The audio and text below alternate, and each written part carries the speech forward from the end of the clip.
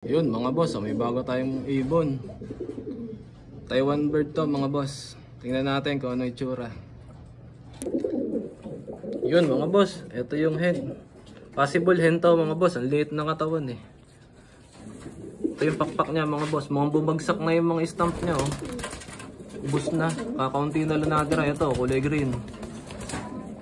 Halos bagong tubo na yung mga pakpak niya oh. May mga konting stump pa naman itong kulay green. Kabila, tingnan natin.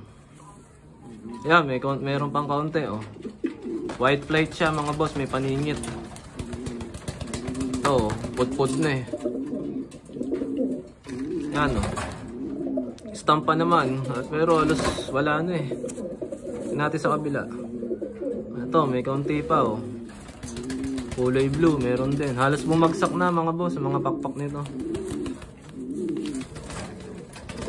Wala nang stamp oh. Mga markings na lang, yung patunay na na-stampan siya. Ito yung singsing niya mga boss oh. Okay, LPR 2025 pa pala to mga boss.